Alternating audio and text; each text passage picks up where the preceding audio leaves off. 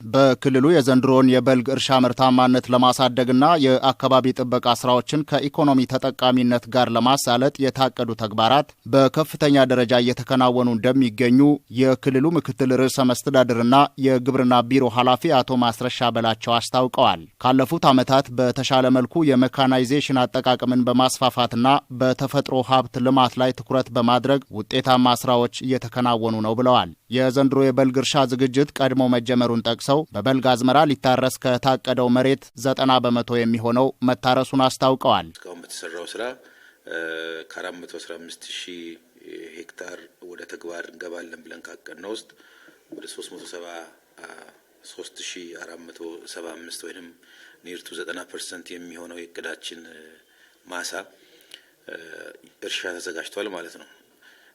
ከዚህ ውስጥም ከተዘጋጀው ማሳ ውስጥ ያው በተለያየ ደረጃ የሚገኝ ማለት ነው በድግግሞች ነው የሚታረሰውና የእቅዳችን 90% የሚሆን ማሳ ተዘጋጅቷል። ከተዘጋጀ ውስጥ ወደ 40% የሚሆነው ወይም 126,000 ሄክታር የሚሆነው በዘር የተሸፈነበት ሁኔታ ነው ያለው።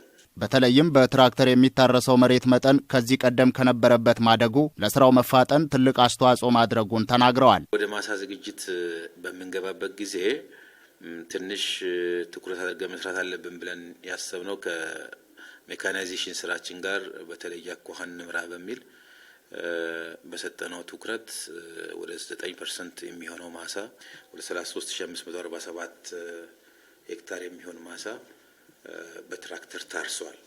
ዘንድሮ ላይ ያሉን ትራክተሮች ኢፌክቲቭሊ መጠቀም እንድንችል የሚያስችሉ የተበላሹትን የመጠገን አዳዲሶችን በባለ ሀብትም የገቡትንም በሞቢላይዝ በማድረግ እርሻ በኩታ ገጠም የሚታረሰው መሬት በትራክተር እንዲታረስ የማድረግ ስራ ተሰርቷል። በጋ ስንዴ ስራም በተመለከተ አሁን ባለው ሁኔታ ከ5,700 ሄክታር በላይ የሚሆን ማሳ ነው በክልላችን የለማው። ከ2,000 ሄክታር በላይ የሚሆን 2,100 አካባቢ ሄክታር የሚሆን ማሳ ላይ ያለ ሰብል ተነስቷል። እንደ አቶ ማስረሻ ገለጻ በተፈጥሮ ሀብት ጥበቃና በአረንጓዴ አሻራ መርሃ ግብር ረገድ ሰፊ የቅድመ ዝግጅት ስራዎች እየተሰሩ ይገኛሉ። አርሶ አደሩን ተጠቃሚ የሚያደርጉ የቡና የፍራፍሬና ሌሎችም የችግኝ አይነቶች በስፋት እየተዘጋጁ እንደሚገኙም ጠቁመዋል። በበልግ ከሚከናወኑ ስራዎች ውስጥ አንዱ ለክረምት የሚሆን የግሪን ሌጋሲ ወይም የአረንጓዴ አሻራ ስራችን ቅድመ ዝግጅት ተግባር ነው የሚሆነው። እንደ ግብርና ቢሮ ከ331 ሚሊዮን በላይ ዘርፈ ብዙ ጠቀሜታ ያላቸውን ችግኞች እያዘጋጀን እንገኛለን። አሁን ባለው ሁኔታ ወደ 289 ሚሊዮን ወይም የእቅዳችንን 88% የሚሆን የችግኝ ዝግጅት አጠናቀናል። በአሁኑ ወቅት ከክልል እስከ ታችኛው የልማት ቡድን ድረስ የግብርና ባለሙያዎችና አመራሮች በማሳ ላይ ተገኝተው ለአርሶ አደሩ ሙያዊ ድጋፍ እያደረጉ እንደሚገኙ ጠቁመዋል። ከክልል ጀምሮ ያለ አመራርና ባለሙያ ታች በቀበሌ አልፎን በልማት ቡድን ደረጃ ተተክሎ ድጋፍ እያደረገ ይገኛል።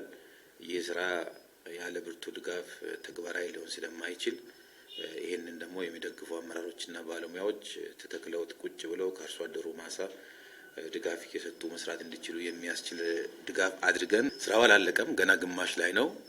ነገር ግን የበልግ ዝግጅት ስራ በተለይ የማሳ ዝግጅት ስራ አልፎ አልፎ ደግሞ አንዳንድ አካባቢዎች ላይ ቀድሞ አዝመራው በገባባቸው አካባቢዎች ላይም የዘር ስራም ጭምር እየተከናወነ ነው ማለት ነው።